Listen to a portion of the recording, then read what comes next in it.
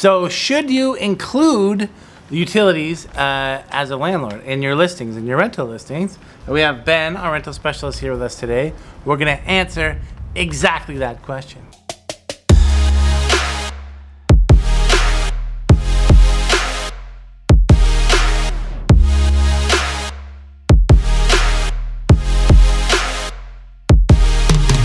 As a landlord, you know, I think sometimes the investment is worth it to, you know, defer the cost, mainly the increased cost really of any energy or any utilities to the tenant, you know, take something more risk off your plate. So the question is, you know, from a renter perspective, should you include or not include? You know, it really depends. There's a lot of pros and cons to each for the tenants and the landlords, and I'd like to go through each of those right now with you. Well, let's do it. So there's really three main ways that you can charge utilities to a tenant. You can include them in the rental price.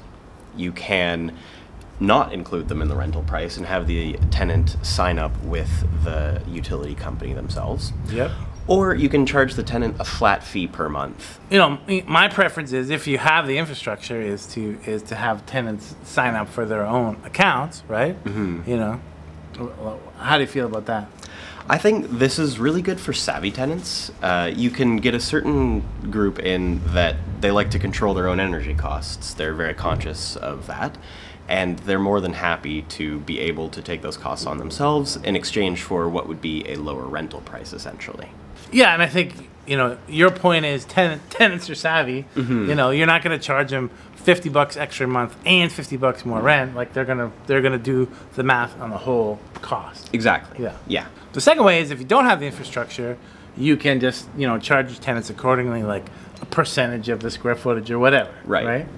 How do you feel about that? That is really, nobody likes that. Thank you. I don't like this that way. Tends to be set up in one of two ways. The first way is a flat fee. It's $200 a month, something around that. And tenants usually feel that they're off-put by that. And you'll find that even though you might think, it's only $200 extra, they're already paying $3,000 a month for the rent.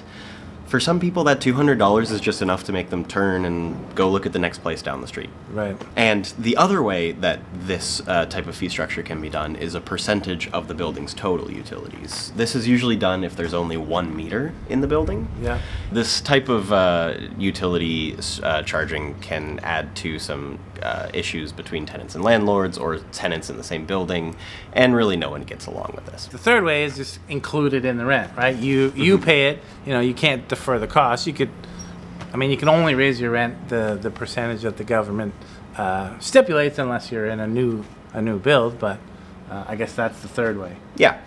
And this way appeals to a certain group of people that they just want all their costs included. They know what they're paying when they're signing up for the rent. Some people really like that. This is especially appealing to first-time renters or students.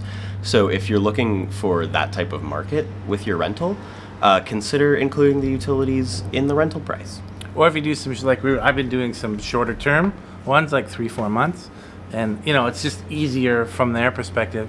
Even though we have separate hydro meters, we'll just pay it, you know, they do pay a higher rent, but then they know that that's it, right? Yeah, it's a really good point. Whenever it's not realistic to charge them separate utilities, then this is really, I think, the way to go. In summary, you know, the best thing is if you have the infrastructure and the ROI makes sense, separate the utilities.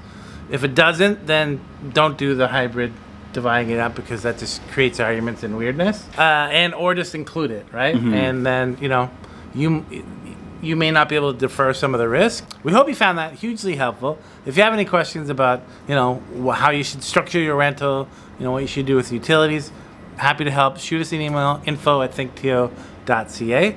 Please like this video, smash that subscribe button so we'll know to make more content each and every week. Talk soon. Talk soon.